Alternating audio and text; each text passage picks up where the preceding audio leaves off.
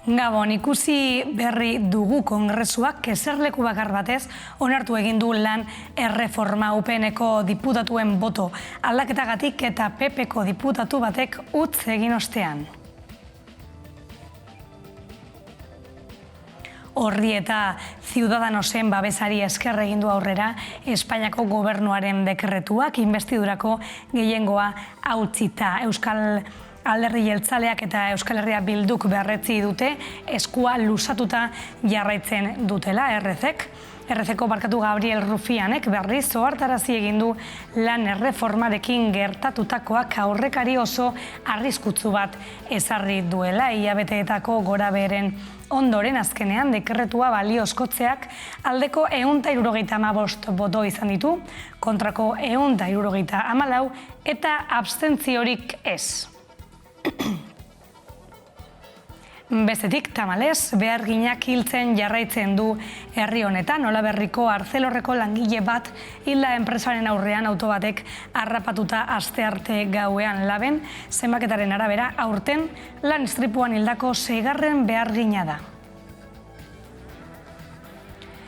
Sindikatuak ukatu egin du istripua initinere kontsideratu daitekeenik enpresak gertatutakoan erantzukizun zuzena duela uste du. Aparkalekua publikoa izan arren, lantegiko beharginek erabiltzen dutelako ia esklusiboki izan ere, beharginak lanpostura iristeko eraiki egin zen. Laben ustez, Arcelorrek identifikatuta izan beharko lituzke arriskuak eta prebentzio neurriak aplikatu beharko lituzke. Nafarroan bestetik, Iruñeko udalbaltzako gaurko osoko bilkuran, gai zerrendan nabarmenduta dago Enrique Mayaren aurkako gaitzespen mozioa. Iruñeko alkateak inoren kargua ez dauden adingabe atzerritarrak egin ditu Nafarroako hiriburuan gertatzen diren delitu gehienen erantzule. Datuek kontrakoa adierazten duten arren. Batetik, batez ere, nahi dutena da izkutatu benetako arazoak, hauek dira noizbehinka eta gainera maiztasun handiarekin Enrique Mayak sortarazten dituen polemika antzuak, ezta? Hori batetik, eta gero badago beste arrazoi bat dudarik gabe. Eta da, une honetan, Navarra sumatik boxi dioten beldurra, ezta? Horregatik, saiatzen dira, ez dakit, bereganatzeko muturreko boto hori edo ez dakit ez, nolabaiteko sorpaso edo aurrerapena eskuinetik ez izateko, baduten diskurtso preventiboa, ez da. Bezaldetik, Ermuan bilduko dira otsailaren 6 honetan, Zaldibarko zabortegia erori zenetik 2 urtera protesta egiteko. Eguerdiko 12etan manifestazioa egin dute eta jarraian ekitaldi bat antolatu egin du Zaldibar argitu plataformak. Helburutzat dituzte Alberto eta Joakin gogoan izatea. Gertatutakoa ahazturan ez erortzea eta egia eta justiziarako bidean erantzukizunak eskatzen jarraitzea. Otsailaren 6 honetan 2 urte beteko dira Zaldibarko zabortegia Amildu eta Joakin Beltran eta Alberto Sololuze lurpean geratu zirenetik. Amildu zenean argitu zen Eitzagako zabortegian pilatu zen irregulartasun meta. Hala nola baimenik gabeko isurketak, bereizi gabeak, zabor arriskutsuak edota argitaratu gabeko baimenak. Urteotan hainbat mobilizazio egin dituzte inguruko Eibar, Ermua, Zaldibar, Markina eta Maiabia herrietan. Zabortegiaren auzia argitzea da helburu nagusia hasieratik, eta horretarako Zaldibar argitu plataforma sortu zuten. Gaizka Zabarte plataformako kidearekin izan gara. Gure leloa hasieratik berbera da, langileak osasuna eta erantzukizunak. Erantzukizunen arloak momentu honetan bere pisua dauka, epaitegietan ere hor dagoelako, eta hor azpimarra egingo dugu. Baina baita ere, lehen aipatu dudan bezala, Eitzako biztanleen azterketa medikoa adibidez, inguruko jentearen osasuna ere bai, da langileen eskubideak ere bai. Orain arte argitutakoa zaritu gara eta azaldu digu Beltran eta Sololuzeren heriotzak ekidin zitezkeela. Ekiditeko ardura enpresak eduki zuen, jakinaren gainean zegoelako gertazitekena, eta baita ere hori ahalbidetu zuten instituzioak. Heriotza horiek ez dira istripu baten ondorio izan, baizik eta akusatu beraiek onartu duten bezala, kartzela eta epaiketa saihesteko, zuhurgabetzeako homizidio bat izan zen. Ardura politikoei dagokienez nabarmendu du ez dutela inolako aldaketarik ikusi. Alde batetik ez hondakinen kudeaketaren aldetik aldaketak hobetzeko, kontrakoa baizik, Tapia legea etorri zaigu gainera, eta nolabait Tapia legearen entsegua Zaldibarren egin zen, zeren 2008ko otsailaren 6-tik Eusko Jaurlaritzak hartu zituen bere gain eskuduntza guztiak, udalarenak zirenak ere bai. Ze zabortegia gerora zabaldu eginda, handitu, horretarako lizentziak eman dira, udalanen eskuduntza dana Eusko Jaurlaritzak egin du, eta udalan morroi bat bezala jokatu du. Zabortegiaren luiziarekin gainera diosina eta furano mailak hiri esparruetan ohikoak izan ziren. Testuinguru honetan Eitzagauzoko bizilagunek mediku azterketak egitea eskatu zituzten, baina bai Eusko Jaurlaritzak baita Zaldibarko udalak ere ezetza erantzun ziela esan digu Zabartek. 37 bizilagun dira guztira. Hori guztia gutxi balitz, ikusi dugu, urtarrilaren 27an Europar Parlamentuan eskarien batzordeak zelan hau batez, erabaki zuen jarraitzea ikertzen, da informazio gehiago eskatu dion Eusko Jaurlaritzari eta Europar Batzordeari. Horren kontrastean, alderantziz, Eusko Legebiltzarrak ezetza eman zion ikerketa batzorde bat osatzeari. Gauzak horrela, bigarren urtemuga honetarako aldaketaldia eta larreko mailarekin batera manifestazioa antolatu dute eguerdiko 12etan Ermuko plazatik Eitzagauzoraino. Hori hala bertaratzeko deia egin diete herritar guztiei. Testuinguru honetan, Zaldibar eta Eibarko kaletara hurbildu gara eta herritarrei galdetu diegu ea nola bizi izan zuten Zaldibarko amiltzea eta ondorenak.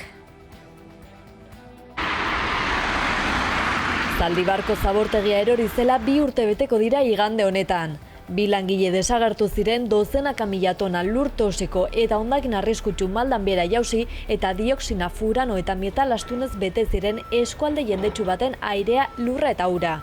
Handik 2 urtera inguruko herrietara hurbildu gara, herritarrek nola bizi izan zuten jakiteko asmoz. Gehienek ez digute erantzuna izan, gertatutakoa atzean utzi nahi dute, baina jasotako ahotsen artean denek desastre hutsa izan zela nabarmendu dute. No nos ha gustado nada.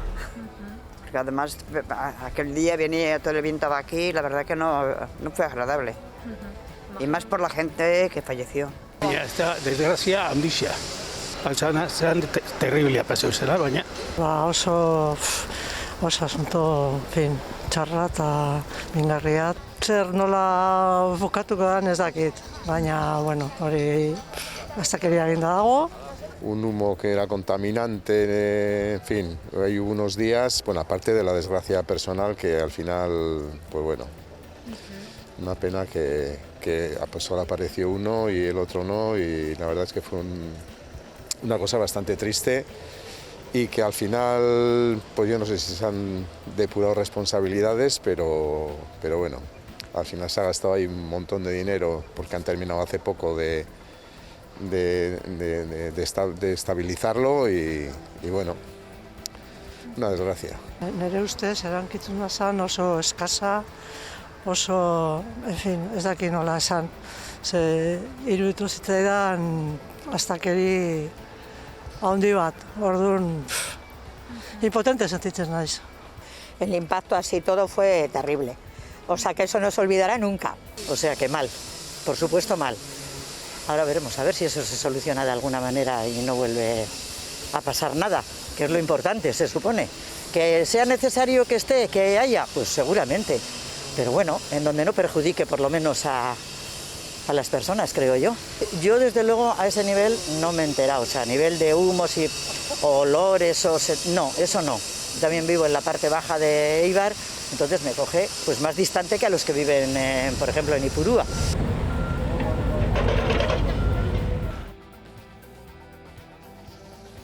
Tagaiaz aldatuz, triste esnatu da gaur Euskal Herria kolpe latza hartuta 78 urterekin zendu da Peio Zabala, fraide Frantziskotarra, musikazalea, idazlea, eguraldi iragarlea eta Euskadi irratiko esataria izandakoa gaur arratzaldean egin dute haren nomenezko hileta Oñatiko Arantzasuko santutegian.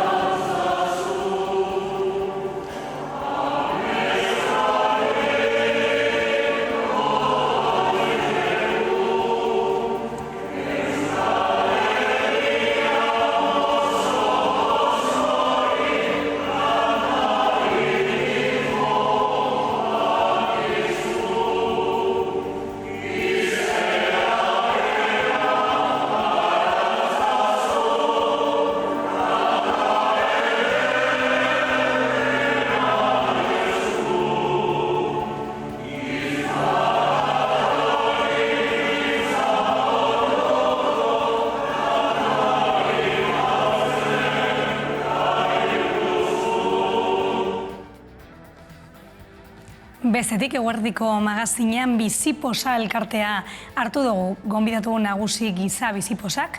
36 elkarte biltzen ditu guztiak, hainbat eskubide bete gabe eta behar bereziak dituzten haur eta familiek osatutakoak. Mundu berri bat guztiontzat proiektua aurkeztu berri egin du. 12 elkarteren kantu eta bideoklipak jasotzen dituen lanak euskal sortzaileek eta elkarteek eskuz sortutakoak. Osatutako elkarte bada, ez? Eta elkarte guzti hauek, badia izaera bereziko gaiak lantzen dituztenak, eta denak behar bereziak edo eskubideak oraindik ere bete gabe dituzten haur eta familiek osatutako elkarteak, ez? Eta, dia Euskal Herri osoko elkarteak, gaiak ere oso anitzak dira lantzen dituztenak, baina badaukagu helburu amankomun bat, ez? Eta denok batera elkartuta gaude, denok elkarrekin, ez? Osatu nahi dugulako guztiontzako beharko lukeen herri inklusiboa, eta hori euskeratikan eta euskaraz, ez? Eta, proiektu zehatz honekin, elkarte guzti hauen errealidadeak, egunerokoak, transmititzen dituzten balore guzti horiek, irudia, musika eta hitzen bidez transmititzen dira. Kulturari salto eginez, emakumeek abstrakzioari egindako ekarpena biltzen du Bilboko Guggenheim Museoan otsailaren 27 arte ikusgai dagoen erakusketak. Emakume abstrakziogileak goiburupean 20. mendeko korronte horretako izenik aipagarrienak bildu ditu galeriak, pintura, dantza, dekorazio arteak edota argazkigintza arloetan besteak beste. Otsailaren 27 arte izango da ikusgai Bilboko Guggenheim Museoan emakume abstrakziogileak erakusketa. Emakume artistek abstrakzioari egin dioten ekarpenaren historia idazteko helburua du bildumak. 20. mendeko artisten bidez gehien bat. Emakume artisten aldarria egin nahi du erakusketak, eta disiplina anitzeko artistak barne biltzen ditu, pintura zarago. Dantza, dekorazio arteak, argazkigintza eta zinemagintza ere barne hartzen ditu. Arreta bereziz aztertzen ditu erakusketak inguruneko testu inguruak. Hezkuntzarenak, sozialak, instituzionalak, ideologikoak eta baita estetikoak ere, emakume artistak aintzat hartuak izatea erraztu edo oztopatu duten neurrian. Eta emakume horien guztien lanari eragin dioten faktoreak aztertzen ditu, urteetan ikusezin bilakatzeko prozesu horretan. Halaber, ikusezintasun horrekiko artistek hartutako jarrerari ere erreparatzen dio erakusketak. Gainera, artearen historiaren kontakizunean ohikoa den eurozentrismotik ihes egin nahi izan dute bilduma honekin. Geografikoki ere ahalik eta zabalena eginik. Latinoamerika, ekialde hartaina eta Asiako modernitatea erakutsi nahi du. Artista afroamerikarrak ahaztu gabe. Ahots ugariko historia bat osatu eta mendebaldeko kanona zaraindi joan ahal izateko. Erakusketa, Parisko Centre Pompidou antolatu du Guggenheim Museoarekin elkarlanean. Christine Machel, Carolina Lewandowska eta Leka Hilleman-Whiteoller dira sortzaileak.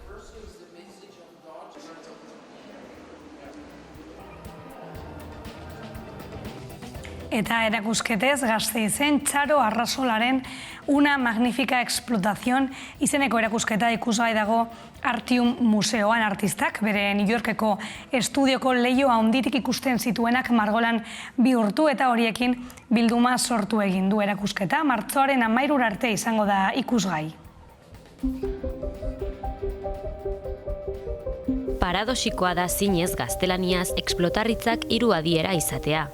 Lurreko aberastasunak erauztea, norberaren onurarako beste pertsona baten lana edo ezaugarriak gehiegikeriaz erabiltzea eta lehertzea estanda egitea. Erakusketa honen izenburuak aditzaren 3 adiera horiekin jolasten du eta haien arteko loturak proposatzen ditu Txaro Arrazolaren lanetako paisaia garaikidearen ideiara hurbiltzeko.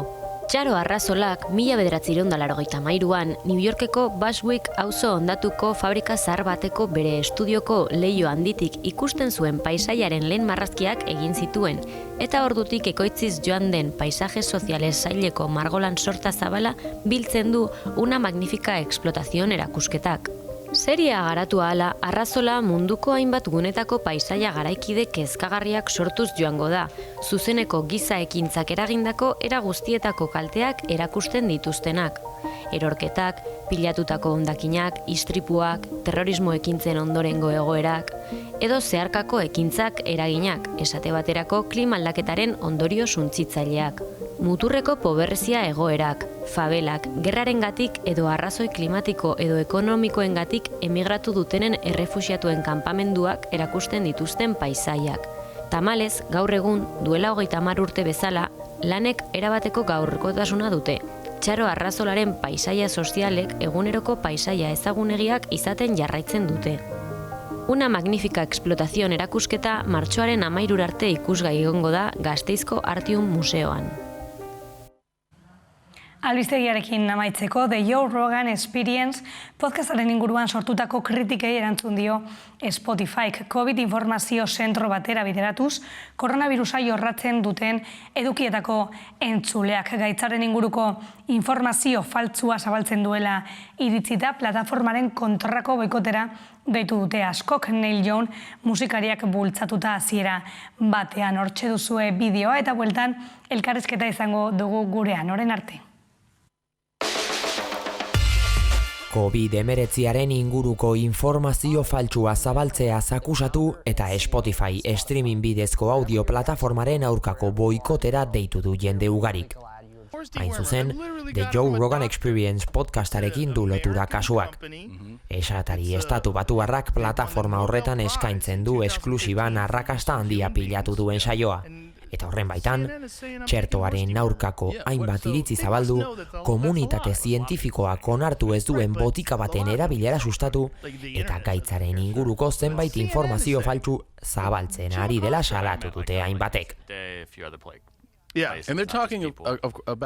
Neil Young musikariak piztu zuen sua aurrena. Plataformari Roganen podcasta erretiratzeko eskatuz bere musika bertan mantendu nahi bazuten. Daniel Ekek zuzentzen duen enpresak ez zuen horrelakorik egin eta Neil Youngek bere musika erretiratzeko eskaera egin zuen publikoki. Joni Mitchellek ere Youngen pasuak jarraitu eta mehatxu berdina bota zuen.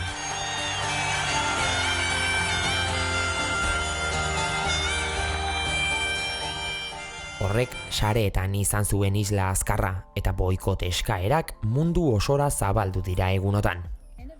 Eztabaidak 125 galerak ekarri zizkion erraldoi suediarrari burtsan astelenean, eta erdiko bidetik ateratzen saiatu da. COVID-19 inguruko informazio zentro batera bideratuko ditu entzuleak gaia jorratzen duten eduki guztietan. Horrek informazio zehatz eta fidagarria jaso dezaten bermatuko duelakoan. Aldiz, ikusteko dago erabakiak urak paretuko dituen. Dagoeneko milaka erabiltzaile galdu eta askoren kontrako iritzia pilatu ostean.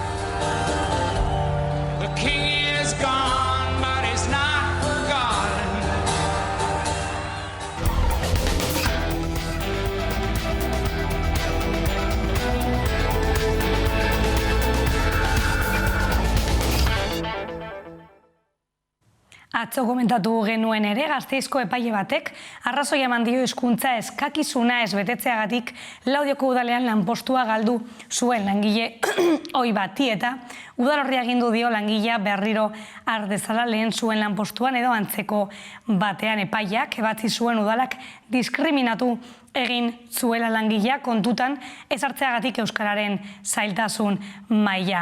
Horren inguruan aritzeko gurekin dugu Joseba Alvarez, LAB sindikatutik. Gabon, Joseba? Zuen. Kondegu zue, hasieratik ja, nola baloratzen duzue zuek erabakia?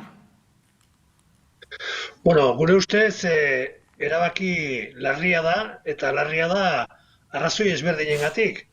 Lehenbizi eta behin, gure ustez larriena da, Euskal Herrian badago euskaraz bizitzea erabaki duen komunitate bat, komunitate euskalduna, Euskal Herrikoa, eta komunitate horrei euskaraz bizitzeko oztopoa jartzen zaizkio, eta Laudion gertatu dana, horren azken adierazle bat da. Beraz, Euskal komunitatearen kontrako neurri bat da, ez bakarrik euskararena, euskara komunitate batek erabiltzen duen hizkuntza delako. Beraz, lehenbiziko gauza larriena da, euskaraz bizi nahi duen herri honen kontrako neurri badala, ez. Gero horretzaz gain badaude beste arrazoi batzuk ere importantea direnak, hor dago udal autonomiarena, udaletxeek jartzen dituztenean hizkuntza eskakizunak ez dituzte jartzen nahi duten bezala, modu desordenatu batean, eta azkeneko 20 piku urte hauetan lan handia eginda langileak, administrazioko udalangileak euskalduntzeko, horretarako aukerak eman zaizkio langilei, lan ordutatik kanpo, ikastaroak pagatuz, eta benetan alegin bat eginda ere langile horiek euskalduntzeko, eta hor udaletxe batzek hartzen duen erabaki bat, da zein lanpostuetan euskara eskatuko duen, beti ere hirian dagoen euskaldun kopurua kontutan hartuta, holako erabaki baten autonomia oso udaletxeak hartu beharko lukeen erabaki baten aurrean, epaile baten aldetik ematen da injerentzia garbi bat udal autonomiaren kontra. Epaile hori ez da nor udal autonomiaren kontrako horrelako neurri bat jartzeko, eta zer esanik ez, euskara zaila dela eta horrelako argumentazioak izanik ez. Eta bukatzeko, beste azken arrazoi importantea gure ustez da, neurri hau elkarbizitzaren kontrako neurri argia da, behin da berriro aipatzen egia Euskal Herrian etorkizunai begirako elkar bizitza behar degula Euskal Herriaren osagai diferenteen artean eta argi dago komunitate batei hizkuntz eta eskubide guztiak aitortzen zaizkion bitartean besteari ukatzen baldin zaizkio, elkar bizitzarako neurri okerra da eta berdintasunetik oso urruti dago, ez? Eta hau guztia gertatzen ari da gainea, legeak aldatu ez dianean, ez da egon lege berririk. Beraz, orain dela euskara legeak 40 urte ditu, hizkuntza eskakizunak 20 piku urte dauzkategia indarrean, eta beraz ikusten dugu ematen ari dena dela legeen inguruko interpretazioen involuzio bat. Beraz, legeak aldatu gabe, legeak interpretatzen dituztenean epaileak ematen nahi da involuzio bat norabide txarrean. Gauza konpondu beharrean, atzera begira, bai Laudion, bai Irunen, bai Iruñan, Nafarroan, bai Iparraldean, beraz, uste dugu benetan txarra dela. Orduan, alakoen aurrean, zein izan beharko litzateke edo erantzun egokia hizkuntza politikak adibidez blindatu, Laudioko udalak adibidez elegitea jarri dio jada epaileari? Bai, nik uste bide diferentea daudela. Alde batetik, guk esaten dugu, hizkuntza bat ezin daiteke dekretoz normalizatu, hizkuntzak ez dira normalizatzen lege aginduz, baina legearen funtzioa bada hizkuntzaren kontrako erasoei oztopoa jartzea, ezta? Beraz, legeen inguruko interpretazioen inguruan egon behar da, esan dezagun bide judizial bat zabaldu behar dago, epaile Laudioko udaletxeak esan du bide hori jorratuko dula, oso okerrezpanago Eusko Jaurlaritzak ere esan du antzeko zerbait, lege aldeko bide bat ireki behar daula, baina horrekin batera nik uste dut oso momentu importantea dela ere, gizarte dinamikak aktibatzea, eragileak aktibatzea, herritarrok aktibatzea, hau da, euskaraz bizi nahi dugun guzti horiek, guk ere esatea, guk gure eskubidea dauzkagula eta eskubide horiek betetzea dauzkagula administraziori, onartezina dela diskriminazio bat, eta berriz ere, euskararen aldeko neurri presio sozial bat aktibatu beharko da. Nik ez dakit, segurazki pentsatzen dut korrika ere Laudiotik pasako dela, eta pentsatzen dut Laudion ere ikonditikla, Euskal Herri osoan euskararen aldeko lako herri aldarrikapen importante bat atzera pauso hauen aurrean. Afera honetan badago beste hildo bat, eta da herrialde bakoitzak duen edo herrialde bakoitzaren egoera soziolinguistikoa. Honek nola markatu beharko lituzke lege edo neurri horiek? Guk uste dugu bi gauza diala. Gauza batzuk dira eskubideak eta beste gauza batzuk dira realitate soziolinguistikoari egokitutako planak. Guk uste dugu eskubideak berberak eduki behar ditugula euskaldunok lurralde osoan, eta gauza bera gertatzen da Nafarroan, gure ustez Nafarroan bezala komunitate autonomoan herritar guztiok hizkuntza eskubide berak eduki behar ditugu. Beste gauza bada horren aplikazio konkretua segurazki Laudion eta Aulestin Bizkaian edo beran Nafarroan edo Kaskanten, ez daiteke berdina izan eta hizkuntza eskakizunak ere ez. Orduan, nik uste horrarte hori kontutan hartu dela, jendeak ez dakien, baina hizkuntza eskakizunak udaletxe batek zenbat jarri behar ditun erabakitzen duenean, horretarako kontuan hartzen du herri hortako euskaldun kopurua gehi ia euskaldun kopuruaren erdia. Hortik atatzen da kopuru bat, eta kopuru horren arabera esartzen ditu gero udaletxeak bere langileen hizkuntza eskakizunaz. Beraz, data gainditu dutenak. Beraz, Donostian eskatzen den euskaldun tasa edo Bilbon eskatzen dena edo Gasteizen eskatzen dena, Nafarroan ezin dezakegu esan eta iparraldean ez aplikatzen ez darako, baina tasa horiek eta politika horiek egiten dira bertako euskaldun kopuruaren densidadea kontutan hartuta. Beraz, mailakatze bat ematen da hizkuntza politikaren aplikazioan, ez eskubideetan. Alde horretatik, nire ustez, Laudion, edo berdin da, Bianan izan edo Gipuzkoan edo Sestaon, Euskaldunok hizkuntz eskubide bera ditugu, oain. Gero, hizkuntz politika egiten danean, kontutan hartu behar da realitate soziolinguistikoa. Eta hain zuzen ere, epaile hauek ez dute hori kontutan hartzen. Ez dute kontutan hartzen Laudion eskatzen dena adibidez, segurazki, Orexan eskatzen da, baina asko gutxiago dela, edo ez dakit eskatzen da, baina gehiago, hor, neurri horiek ez dira arbitrarioki hartzen, horiek plangintza baten emaitza dira, ez? Eta orduan ikusten dut, oso importante dela, jendei esatea, ez, plangintza horren garapenerako urratsak eman behar dira modu mailakatuan, eta mailakatu horren barruan sartzen da Laudion gizon honei ere eskatze euskeraz ikasi jakin dezan. Gainera, berak gizon honek aitortzen du 1200 ordu sartu ditula euskara ikasten, eta 1200 ordu euskaraz ikasten ondoren lortu du lehenbiziko hizkuntza eskakizuna. Egia esan, ez du ahalegin handirik egin, ze ni euskara teknikaria naiz Donostiko udaletxean 1997tik, eta gutxi gora bera 1200 ordu konsideratzen da behar ditula ezer ez jakitetik, esan dezagun maila, goi maila, ez ega edo laugarren hizkuntza eskakizuna, baina bai bigarren hizkuntza eskakizun goi mailako bat edukitzeko, ez? Kasu honetan 1200 egin ditu, pagatu zaizkio ikastaroak eta barra ez du eskuratu, baldintza, segurazki, persona honek okupatzen duen lan ezaugarriek exigitzen dute, berak euskaraz jakin behar izatea. Eman zaio aukera, pagatu zaizkio orduak, eman zaio 1000 aukera, ez du bete, momentu honetan, udaletxeak atzeut, esatu du, aldatu ingo dut, aldatuko dut lanpostuz, edo ez bazu lanpostua, lanpostu hori utzi beharko dut, eta hizkuntza eskakizun hori betetzen duen norbait hartu beharko da. Eta nik uste, neurri horiek oso neurtua daude, oso barematua daude, eta beraz hori da egin beharko genukena. Beraz, bukatzeko alde batetik presio juridikoa, nola ez, rekursuak eta bar, beste alde batetik presio soziala, eta gero plangintzaren bideratzea noski. Honek euskal politikan azaldura ekarri du. Zure ustez, etorkizunera begira, hauek olako aferak edo olakoak errepikatzea ekiditzen lagunduko du? Nik uste hor, Euskararen Gizarte Kontseiluak, orain dela hilabete batzuk ja, plazaratuzun badaola plano sozialean, plano politikoan eta plano instituzionalean adostasun zabal bat lortzeko beharra. Hizkuntz politika gero behar dan bezala aplikatu ahal izateko. Orduan, nik uste hor badakaula Euskal Herri honetan, ez dugu inolako zalantzarik gehiengoa gehala euskararen aldekoak. Euskaraz jakinala ez gainea, zonalde oso ordaldunetan ere euskararen aldeko jarrera nagusia da, eta hori irakaskuntzako datuak erakusten dute, eta azkenek urte hauetan eman dan aldaketak ere bai.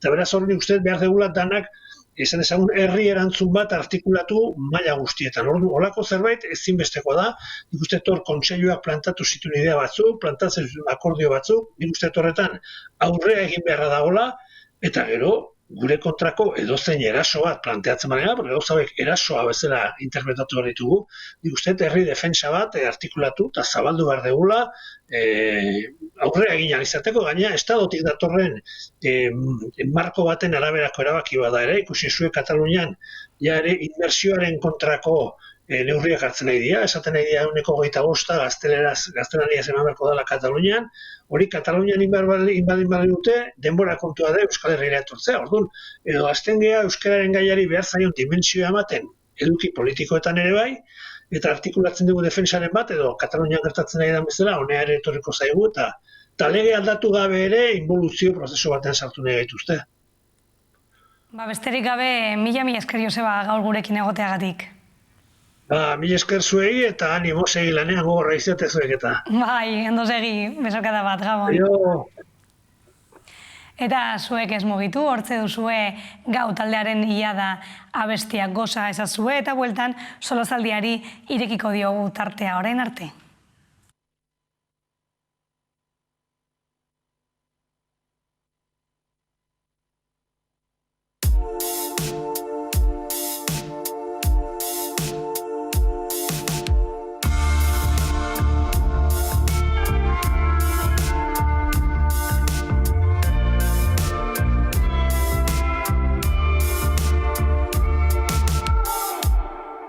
Nuen beharrik ez da ala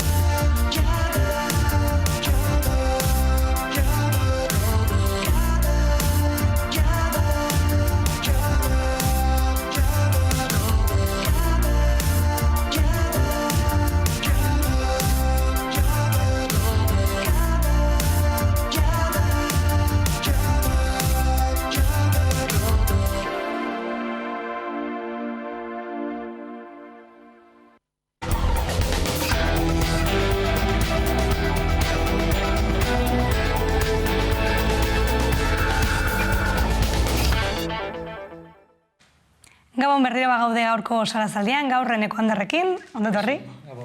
Eta Carmelo Landarekin, ondotorri bebai. Eta nola ez, eguneko gaiarekin hasiko gara. Kongresuak eserleku bakar batez onartu egin du lan erreforma. Hasiko gara pixkatu galdera orokor batekin. Zer nolako iritziak edo dituzu horre buruan? Kongresuak nahi gabe aprobatu du erreforma. Hori da titularra. Bai, ze gainera, zemakik ez dut emoten. Dirudienez, antza, ematen du, PP-ko diputatu bat erratu egin dela eta boskatu duela alde kontra izan behar zenean. Pizkat arraroa da hori. Eta 21. mendeko demokrazia batean botoi bat itzalto moteagatik aprobatzea gauzak pizkat arraroa da, baina nik uste hori dela titularra gobernuak atara du lan erreforma nahi gabe eta PP-ren esku batengatik gitzienez. PP-ren esku. Eta niretzat hori da gaur titularra. Besteak beste. Titularra, Carmelo. Nik uste dut honek PSOE eta Unidas Podemosen gobernu progresista omen zen horren nora esan nabarmentzen duela, ez da berriro. Nik uste gobernu hau, asmo honak agertuz hasi zen, gero barne krisi bat izan zuen, ondorioz, hor Podemos ezeukan ordezkari karakterizatuena Pablo Iglesias kanpora joan zen, alde egin behar izan zuen gobernutik, horregia markatu zuen norabide bat, nik uste dut, gainberan, eta jarraitzen du. Zer egin du koalizio gobernu honek, moldatu eginda Estatu Espainiarrak markatzen dituen mugetara. Monarkiaren krisian, lurralde antolamenduan, eta orain baita ere produzio sisteman eta lan harremanetan moldatu egiten da. Hau da, hasi zen PP-ren lan erreforma erreakzionario hori bertan bera utzi behar zuela eta konpromisoak eginez, da 2 urtetara moldatu egiten da, eta egiten du norekin, da CEO-erekin, Confebastekin, Ciudadanosekin, ikusten duzu, ez da. egiten du akordioa eta ateratzen du modu rokanboleskoan, enekok esan duen bezala onartuta, baina horrek ze balio du. Nik uste markatzen duena benetako norabidea da gobernua berak daraman gainbera. Nik uste koalizio gobernu balizko aurrerakoi baten gainbera markatzen dela eta gainera komplikazio politiko handiak izango ditu hortik. Ezkerrarekin, ezker politiko soziologikoarekin eta baita nazioekin, Katalunian da Euskal Herrian egoera esango nuke nahiko nabarmen gobernu horren jokabidearen kontra agertu da gaur. Zuek, bota. Galdera betik diko galdera, zeinek irabazten du. Eta nik uste dut, zeinek irabazten duen galderari erantzuten, dau kritika bat Podemosek, bereziki Podemosek egiten duena diona EH Bildu eta RCri eta esaten dau, botatzen du, ez modu zuzena, baina esan dute, kalkulo elektoralen gatik egin dutela. Ezetza kalkulo elektoralen emaitza izan da. Baina, begiratuko dugu beste alderdien interes elektoralak epe laburrean zentzuk diren. Alde batetik, sindikatuena, Komisiones eta UGT. Komisiones eta UGT zegoen negoziazioaren eske hasikerako momentutik. Eta lortu dute negoziazioa. COek ez zuen reforma aldatu nahi. Eta onartu du negoziazioa reforma ez egitaren alde, edo reforma minimoa bat egitaren alde. PSOek badauka bere neurri izarra, eta ganera ikusita zer gertatu den Portugalen bere eskerra jan alduela, inongo adibideko berena. Podemosek badauka bere neurri izarra ere Yolanda Díezena. PP geratu da horren aurka, eta hori da daukagun jokua momentu honetan mahai gainean. Holan geratzen ari da joku politiko elektorala, eta nik uste logika horretan ere ulertu behar dugura zein izan den prozesu honen hazikera eta emaitza, berez reformaren edukia oso eskasa da. Nik uste dut enpresarioen, estatu mailako eta bertoko enpresarioen neurrira egindako arautegi badala gaur onartu dena, istripuz onartu dena, ez da? Eta hau zergatik diot, seinaleak daude oso nabarmenak. Gobernu horren aliantza norabidea aldatzera eraman dute. Gogoratuko duzue nolako krisia egon zen hasieran Ciudadanosekin aukera egin, edota Podemosen aldera egin gobernua osatzeko. Bueno, hor PSOE barruan eztabaida egon zen, autu bat egin zen momentu hartan Podemosekin batera egiteko gobernua, baina gerora norabideak lehen aipatu dudan norabideak begira nora daraman gobernu hori berriro ere Ciudadanos sartzen, eta nik esango nuke Podemosen eskumara joate bat nabarmena gertatzen dela ez da. Seinale batzu daude nik uste, zalantzarik usten ez dutenak, Fatima Báñez. Fatima Báñez izan zen PPko gobernuaren ministroa, hain zuzen ere, Seguridade Sozial ministroa 2011-tik 2018 bitartean, Rajoyrekin. Eta gobernu hori izan zen hain justu aurriko erreforma bermatu zuena. Ara non kasualidadea izango da, ez da kasualidad, Fatima Báñez orain da COeren goi-mailako arduradun bat, eta berak kudeatu du Ciudadanosen sartzea berriro aliantzan proposamen horren alde. Esan edo, seinaleak nabarmena dira. Nok markatu ditu, Komisiones da UGT esaten da estatu mailan bai, baina no markatu ditu balizko negoziazio horren mugak COek esan du hemen ezin da koma bat ere aldatu. Eta gobernuak amen. Hau da, gobernuak ez du margenik ere izan, eskumatik eskerrerago aliantzak aldatzeko. Inposatu egin dira hor eskuineko aliantzak, enpresarioen aliantzak, hemengo Confebas bide batez esan da alde agertu da hasieratik, eta hori da norabidea, ez dago zalantzari da gero edukitara bagoaz, ikusten da. Simulakro bat egiten da esanez, kontratu mota aldatu egiten da, kontratuak egonkorragoak izango dira, baina zer mantentzen da, despidoa oso merke eta modu errazean egitea. Eta soldata maila oso bajua.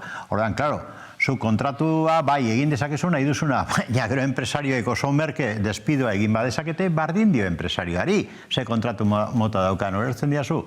Da soldata mota oso bajua mantentzen badu, akumulazioa hor dauka. Horregatik oso posi daude enpresarioak akordio honekin.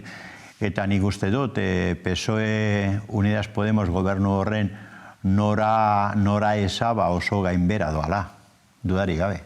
Eta zuek uste duzue UPNren botoen esusteko aldaketa hori PPk edo egindako presio batetik datorrela? Eta gero Nafarroan kobratuko dutela, edo? Duda barik. Kontuan izan behar da, haiek daudela, UPNeko bi diputatuak daudela Madrilen, PPko bankada bardinean, akordio batengatik daudela bertan, beraz, danok gara humanoak eta danok dekoguz presio horiek lanean gaudenean, ez da? Nik uste dut, segurenik eragina asko izan du presio horrek, segurenik maitza bat, buelta bat emongo da, ez da horrela geratuko UPNek jada eskatu ditu diputatu hauen aktak, ez daki zer gertatuko dan horrekin, baina, nik uste dut, segurenik Madrilen jarraituko dutela, edo bestela PP inguruan ibiliko direla. Horrek baina direzi dutela, kontzienteki dutela hori, Bai. Kurioso izan da, lehenik irakurri dut haietako baten txio bat, eta Twitterren idatzi du egin duela gobernuari sustengoa zemoteko Bilduko sustengoa duen gobernua ez indartzeko, eta Bilduk kontra bozkatu du. Hori da. Orduan da, naste borraste bat, haien buru eskumatar eta reakzionario horretan, ni benetan ez dudala oso ondo ulertu. Kuriosa da, eta hor bai txaskarriotik arata gore jungo da segurenik eurrengo hilabetetan, Nafarroan PSN-ren jarrera Iruñako parlamentuan. Adostu dituztela aurrekontuetan aldaketak, eta jarraian hau gertatu da Madrilen, non geratzen da UPN eta PSN-ren arteko harremana, txarra basan, hor negoziazketa txiki bat irekitzen zan, eta ematen du ez da horre egingo. Nik uste dut, egon naiz jarraipen egiten hola tokatu zait, ez da, goizean eralako programa batean egon naizelako jarraipen egiten zuzenean, eta oso deigarria gertatu da, momentu konkretu batean UPNeko bi parlamentariek esan dutela, beraiek ez zeudela, publikoki esan dute, ez zeudela ados UPNeko zuzendaritzak edo presidenteak zuzenean hartutako erabakiarekin. Hori aztertzen baduzu, horregia esan nahi zuen hauek esesko boto emango zutela. Zeren, publiko egiten badute hori badakite UPN barruan horrek zer dakarren. Beraz, horrek esan du, ari direla ja aurrera begira PPren aldera begiratzen. Eta hor da, estatu mailako eskuinak markatzen duen estrategiak makurtzen dituela eurek ere. Ari dira pentsatzen PP ailega daitekela gobernura Voxekin batera, eta beraz beraiek lerratzen dira, hasten dira lerratzen UPN-eren kontra posizio horretan. Nik uste hori nabarmena da bizitza politikoa eta parlamentarioa jarraitzen duen edonorentzat. Hori izan daia iragarpen bat. Hain da hola ze, nik susmoa daukat, ez dakit botazioa ikusi baduzu, botazio momentua, klaro, Kongresuko presidentea erratu egin da. Eta zergaitik erratu da, nik uste izan dela zuko zientia baseukalako galdutzat botazioa. Seguruenik PPko eta Podemoseko buruzagiek pentsatu dute, haue publiko egin badute hori, esan nahi du kontrako bota emango dutela. Kontuak egin dituzte, da ateratzen zen galdu egiten zutela. Klaro, botazioa galdu egiten zutela boto bategatik. Gertatu da gero, istripu hori, PPkoa erratu egin da eta botoak dantza egin du. Baina ja presidenteak, Kongresuko presidenteak galduzat eman du botazioa. Nik uste hori agertzen dela.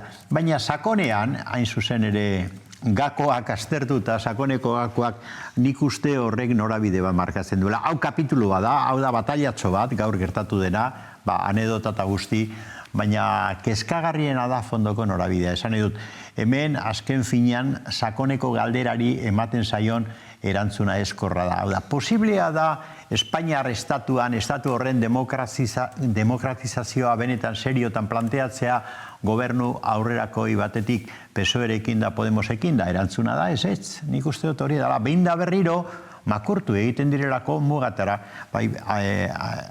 sistema judiziala, monarkiarena, estatu egitura eta orain marko laborala. Nik uste makurtu egiten da, hau da, ez daukate iniziatibarik, baikorrik aldaketa sakomat egiteko. Nik uste hortik ondorio politikoa datozela. Ez da kasualidadea seguruenik PNV bera ere azken finean, ez dutela lortu aliantza da PNV-era desmarkatu egin dela. Nik uste ez dela kasualidadea. Katalunian PDK-teko partido residual hori, nolabait esan, agertu da bakarrik estatuaren alde ez da. Nik uste honek ondorio politikoak izan behar ditula. Hori da kezkagarria estatuaren zat eta, guretzat aztertzeko elementu bat. Katalunian Gabriel Rufinek esan du aurrekari oso arriskutsu bat esartzen duela. Ados hau dezu adibizke horrekin? Zentutan esan du, aurrekari arriskutsu bat. Nik uste dut, azkenean PSOE-eri oso ondo atara zaiola horrelako egoera raro edo nahasi hau, barkatu. Alde batetik, gogoratu behar dugulako, azikeran planteatzen zala nolabait gobernu bat egitea PSOE Ciudadanos Podemos kanpotik, PSOE Podemos Ciudadanos kanpotik, eta horrelako estenatoki bat prekonfiguratu da ia nahi gabe. Baina ez dut uste, benetan ez dut uste, gobernuko aliantzei begira aldaketa sakonik egongo direnik. Zergatik, Ciudadanos hori bai dela alderdi residual bat momentu honetan eta Ciudadanosen gaimera oso argia dalako. Nik uste dut, egin handi baten arrazoak egon aldira edo keskak egon aldira Podemosen. Hau Podemosen neurri zarrazan, Yolanda Díaz da Podemosen apostu garbia eta hori danok dakigu, eta kartutxo bezala erabili dute reforma, emoten zuen askorako emongo zuela, baina ikusi du bere burua bakarrik.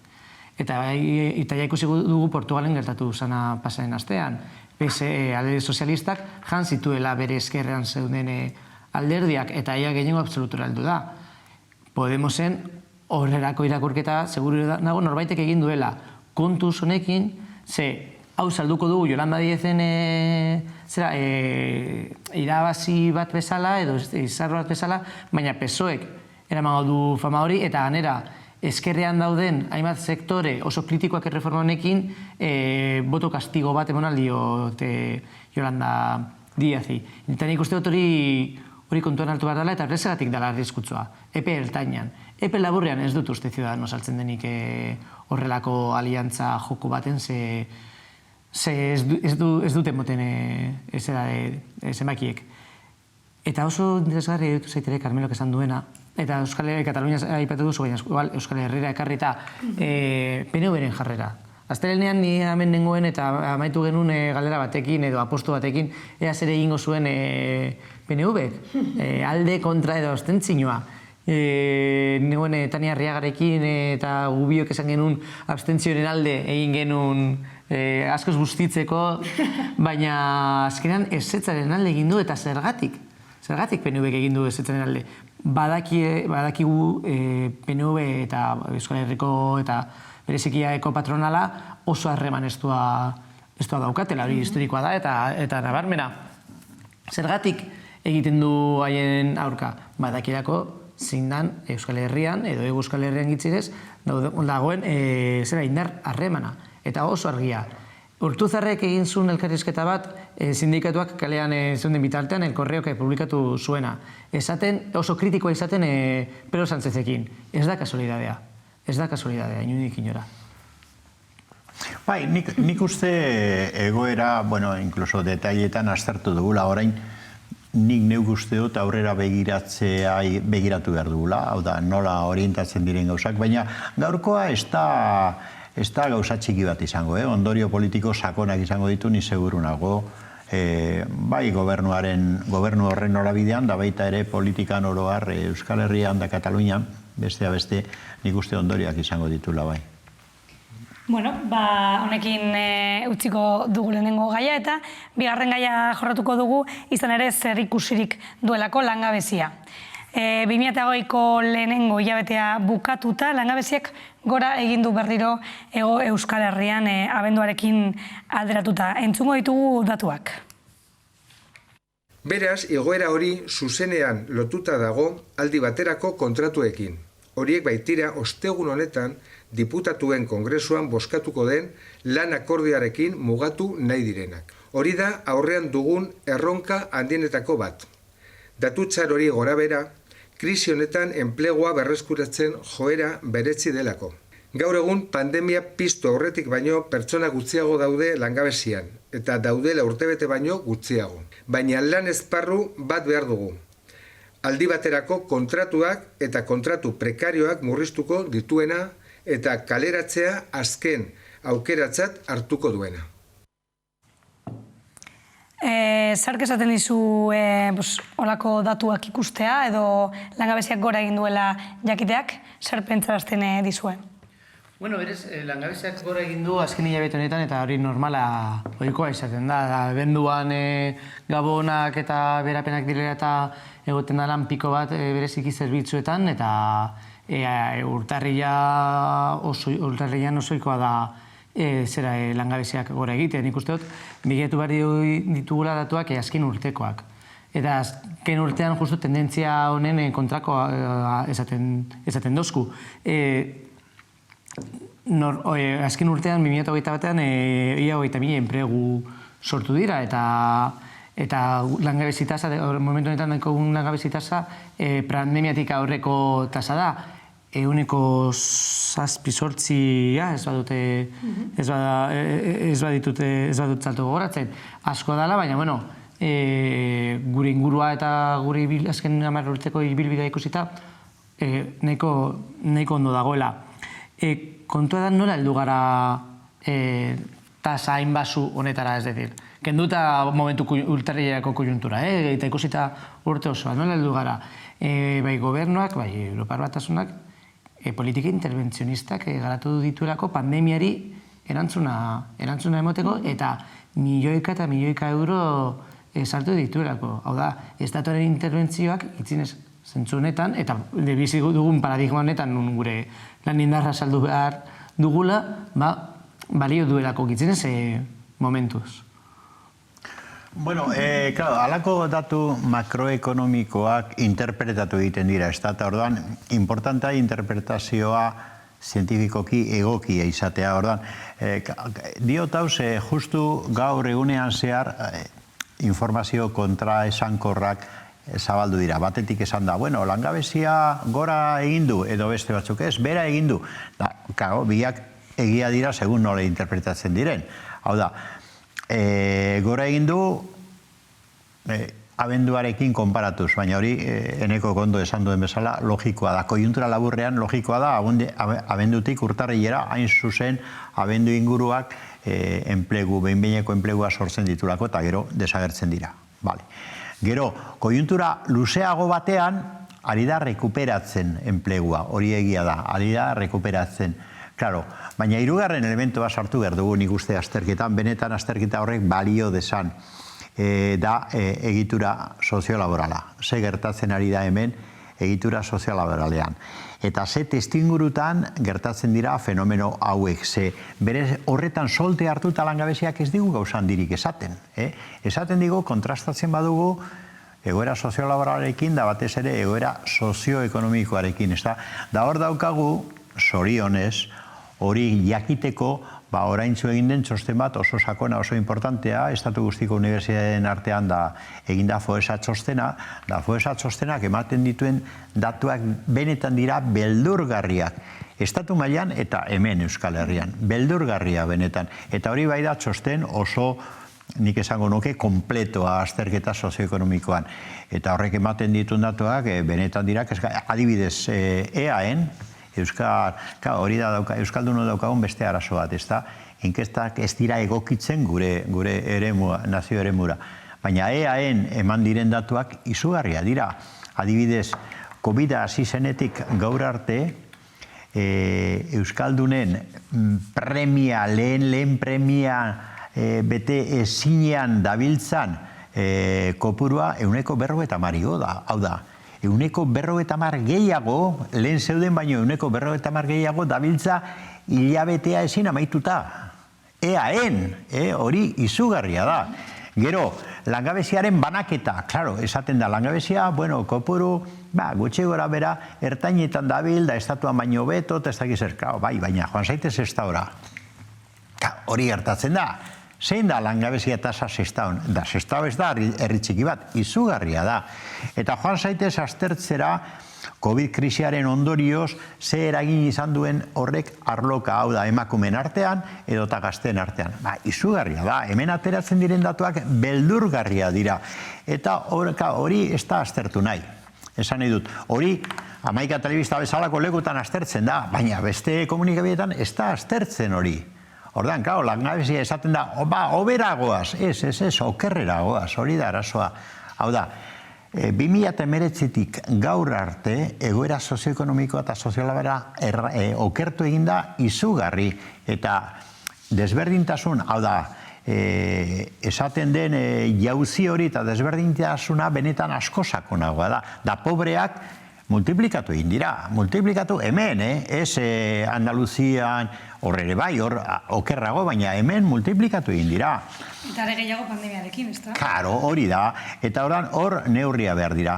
Da neurri oso serioa behar dira, ze Euskal Herrian, da EAen bertan, egoera soziala ari da okertzen modu benetan latzean. Kalkulatzen da, pobrezia arlo horretan, populazioaren 20% dagoela, datu hauetan. 20%. Osea, lehen mailako arazoak ezin, hipoteka ezin ordainduz, edo lagunei dirua eskatu behar elikagaiak izateko hilabete amaitzeko hori izugarria da. Eta gainera datu bat importantea, langabeziarekin kontrastatu behar dena.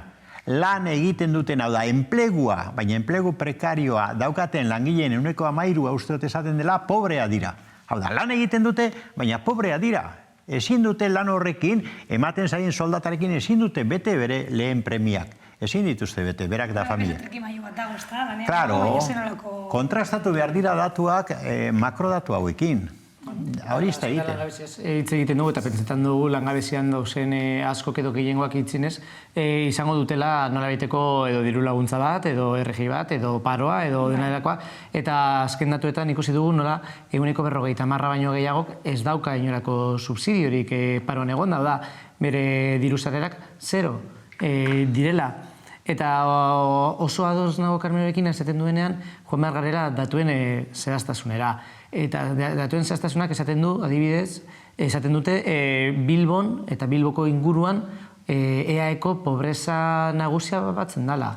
Eta horrek esan nahi du, industria garatu den lekuetan, leku dirudunak izan ohi direnak urteetan zehar eta soldata honekin gaur egun oso pobretua dagoela. Eta inkluso paroaren datuak ikusita, zeinek lortu du lana. Datuak ikusita ikusten zen nola errekuperatutako enpleguaren gehiengoa gizonek berreskuratu dute. Emakumeengan nola igo dan, nola jaitzen da markatu paroa, oso asko txikiago izan da. Hau da, enplegu errekuperaketa emakumeengan oso txikia. Langabeziak gora egin du zerbitzuetan, normalean emakumeak zerbitzu sektorean lan egiten dute. Hau da, azten dugunean, desgranaje bat egiten datuena, segurenik datu berrienetarikoak ez diktunak, ikusten dugu profil oso zehatz bat, zer lan pobrezia eta zer lan pobrezia geurean, eta zer da langabezia geurean ere. Eta etxe bizitza, adibidezka, datu hau kontutan hartu behar dira. Personen bizitza, eguneroko bizitzan, ezinbesteko elementua dira etxe bizitza. 22ak dauzka arazo larriak etxe bizitzarekin EAen 22ak. Datu horiek hemen daude, ezta? Da nik uste, ze soluzio planteatu behar da. Badaude soluzioak.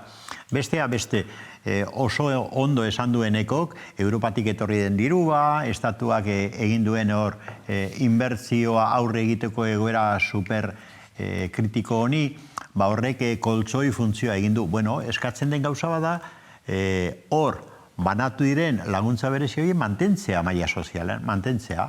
Hain zuzen ere, hor dagoen boltza hori eskari planteatua da txosten hau egin dutenen partetik. Bigarren, bizitzeko oinarrizko soldata kobertura hori hobetzea, bigarrena. Hirugarrena, lan merkatuan dagoen egoera laboral horiek arautzea modu erregularrago batean, gazte batez ere etorkizunean plangintza bat egin ahal izan dezaten. Orain gazte batek ezin du egin.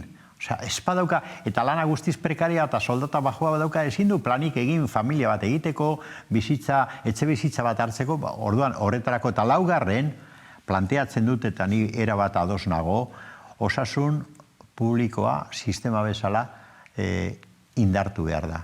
Eta ez da onargarria, krisia gutxi gora bera, COVID-aren krisia argitzen hasi denean, hemen gertatzen den bezala, behin-behinean kontratatu ziren langile guztiak kaleratzea eta berriro ere desmantelatzea osasun sistema publikoa.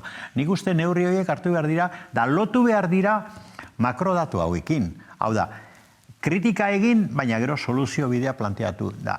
Hori planteatu behar da nik uste mai gainean. Begira, egoera hau da, sakonean eta halako neurriak hartu behar dira. Eta hor, legitimaturik gelditzen da egoeraren azterketa eta hartu beharreko neurriak. Bestela ematen du, hemen osakidetza indartzea eskatzen denean, bakarrik dela errebindikazio sindikal bat. Langilek, nahi dute lanpostua mantendu eta ez da errebindikazio sindikal hutsa. Da, gizarte mailako lehen premia bat da. Eta egoera honetatik irteteko, klaro. Bai, nik uste Carmenorekin ados, langabeziko datuak hartuta holan brutoan, bai ikusaldugu errekuperaketa bat, paroari dagokionez, langabezeri dagokionez, eta hori nik behazpion ratzen dute, hori oso posgarria da inbatean, baina, klaro, begiratu behar ditugu beste datu batzuekin batera, begiratu behar dugu zer gertatzen ari den inflazioarekin eta IPC-arekin, eta nola gero eta garestiagoa dan egunerokotasunako erosketak egitea, zer eragina izango du orain inflazioak alokairuen igoeretan, Carmelok esan du 22ak dituela arazoak pisua ordaintzeko, orain hori handituko da, zegoenez inflazioa handitu da, saltzen digute edo saltzen da bereziki Madrileko gobernutik koltsoi sozial bat garatu egin dela pandemiaren ondorioz egoerak hobetzeko, baina egunero ikusten ditugu bai grebak, bai kaleratzeak egiten direla oraindik ere. Pasaren egunean Barakaldon ama bat bere seme-alabekin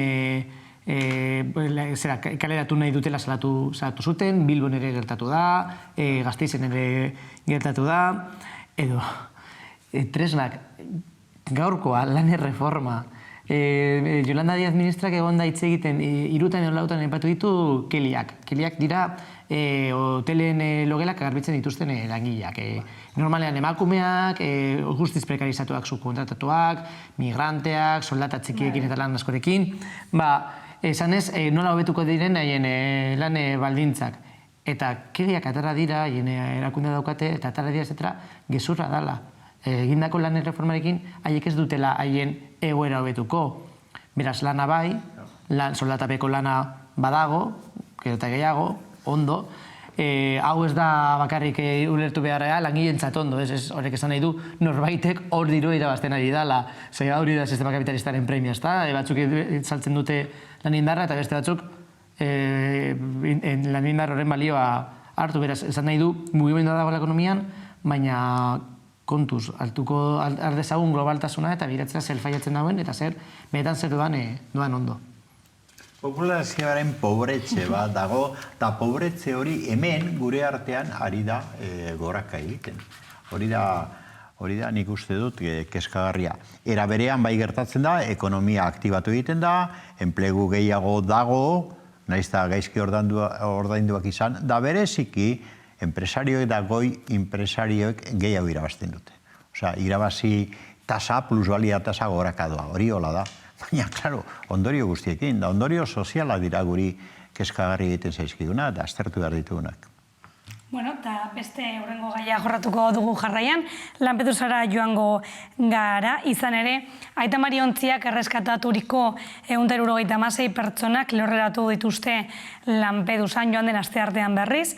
Aita Marik 280 pertsona zeramatzan txalupa bat erreskatatu zuen Lampedusa uhartetik gertu. Entzungo ditu jarraian, Izaskun Arriaran Lampedusatik bidalitako adierazpenak. Kaixo, egunon hemen Aita Maritik, Aita Mari momentu honetan Lampedusako portuan aurkitzen da.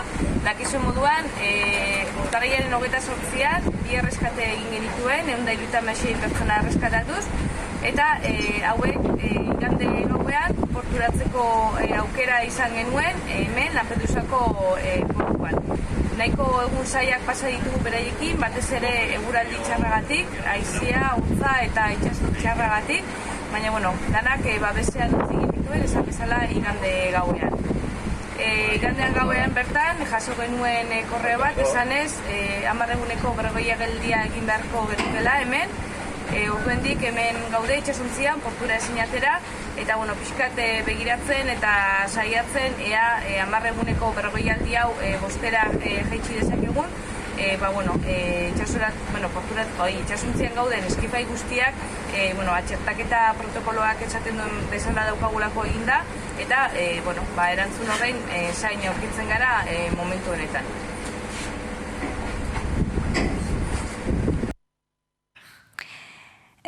Zer ari da gertatzen datu hauek entzutean, eta holako historioak edo entzutean zer pentsatzen duzue? Nik uste dut, Aitamarik egiten du lan ikaragarri ona eta aspalditik gainera, da ala eta guzti segundoko arazoa planteatzen zaizkio, edo planteatzen dizkiot, ez da, gobernuen aldetik, eta bar. Baina, klaro, lan asistenzialak ez du konpontzen arazo egitural larria, etorkinena, eta IESean Europara sartu nahi dutena, eta nolako tratu baldarra ematen zaien Europar Batasunaren gobernuen eta instituzioen aldetik. Hori da fondoko arazoa, ez da? Aitamari jarraitu behar du lanean, eta bikaina, baina lan hori da tantatxo bat itxaso zabalean. Eta itxaso zabalean ari da hiltzen, itotzen hainbat jente. Eta irten ezin da, Sirian, Libian, edo Marokon, edo Sahara Azpian, ari da jentea hiltzen, ez da? Hor dago arazo sakon larri bat, eta arazo horren erantzule bat, hori argi esan behar da. Da erantzulea da Europar Batasuna, eta Europar Batasuneko estatuek.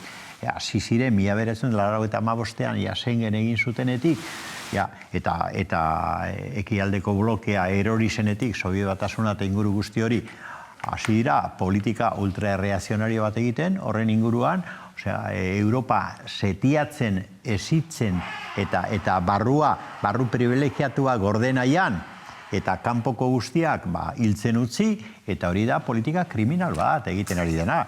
Eta politika kriminal horrek alderdi asko ditu, baina 1989etik hasi dira adosten, beraiek deitzen dute gainera erantzun oldartua, da hipokresia ikaragarri bat. Erantzun oldartua zer da? Egin tratua Turkiarekin, Turkiak diru truke, diru pile bat eman da Turkiari, hor hiltzen utz ditzan etorkinak. Greziarekin, Grezia krisian dago, diru pile bat ematen diogu, da halako kanpamentuak naziek egiten zituzen antzeko konzentrazio esparruak egin hor. Gero, Maroko regimen ultrareazionario bat, erdiarokoa, izugarria, mantendu, babestu, eta indarra eman da horren trukean Marokok egin dezala ere kontentzioa. Eta ailegatzen badira kasualidadez, salbatzen diren apurrak IESean ailegatzen badira itxasora, Aitamarik lagunduko ditu batzu, baina asko itoko dira. Hori da benetan hipokresiaren politika instituzionala. Europar Batasunari ezin zaio onartu, da hori da salatu behar duguna eta aldatu behar duguna. Europar Batasunak daukan politika erantzun oldartua deitzen den hori, politika kriminal bat. Eta, jendea zergatik Afrikan jaio izan delako, edo Sirian, edo Libian, eta eskubide osoa dauka bere bizitza salbatzeko, zergaitik ezin da etorri Europara eta sartu eta babesa eskatu. Bere garaian Euskaldunok egiten genuen bezala Ameriketan, adibidez, zergaitik. Ze legitimazioa dauka politika kriminal horrek. Nik uste dut hori larria dala oso. 2 minutu gehiago, zuretzat, negorentzat. Labur, guztiz atos nago Carmelok esan duenarekin. Aitamarik egiten duena da minimoa, eta minimoa da asko, da bizitzak salbatzea. Zemat jende hiltzen da uretan kalkuluak egin dira, eta benetan beldurra emoten du, pentsatzea bakarrik dela estimazio bat, benetan datu beldurgarriak dira, eta hori, karo, kalkuluak egin aldira itxasua, baina bidean zebat jende geratzen dan, bai Afrikako iparraldean, bai Afrikako erdialdean inkluso. Eta Aitamarik egiten duen lana txarotzekoa da. Hori esan da, eta balorean jarrita, Eta onaltzen direnean, Europara heltzen direnean, zer? Zein da haien egoera? Orain dela, hilabete bat, 3 aste, giunden Polonia eta Bielorrusiaren inguruan hitz egiten. Nun daude familia horiek? Nun daude egun familia horiek? Nola erabili zuten joku geopolitiko utz batean jendearen bizitzak? Zein da jendearen egoera Greziako kanpamenduetan, Libanon, Afrikan bertan beba daude gogatu behar ditugu, refusiatu gehienak dauzela Afrikako kanpamentuetan, edo Afrika iparraldeko kanpamentuetan. Eta zein da egoera, pasen egunean prentzan publikatzen zen, hainbat lekuetan ez zutela ura eta orain dela 2 urte ez zutela ez eta konpresa bat jasotzen emakumeek. Eta ze estrategia garatzen zituzten higiene minimo bat mantentzeko. Eta horren erantzule, gehu gara. Ze asko hitz egiten du Europar Batasunak lege internazionalen inguruan, Brexitaren inguruan hitz egiteko, edo dena delakoren inguruan hitz egiteko, baina de facto egiten dutena da errefusiatuei ukatu, errefusiatu izaera eskatu ahal izatea. Zego ezin zara joan enbaja batera eta eskatu errefusiatu izan nahi dut, edo hauek da nire egoera. Ez. Behartzen zaituzte, altzera egitera kristolako ibilbide bat, altzera txalupa bat Mediterraneoan edo Atlantikoan, eta ikusiko duzu egiten duzu, eta altzen bazara ja, si akaso, eskatu alko duzu errefusiatu eskaera. Ez dugu denbora barkatu jarraitzeko osnarketa hauekin geratuko gara gaurkoz, beste behin 1000 esker gurekin egoteagatik, Eneko, eta 1000 esker Carmelo zuri ere. Eta zueko goratu bihar ez astelenean berriro hemen egongo garela, gaueko 9:00 laurden gutxitan eguneko, asteko eta hilabeteko gakoak aztertzeko. 1000 esker hor egoteagatik eta gabon.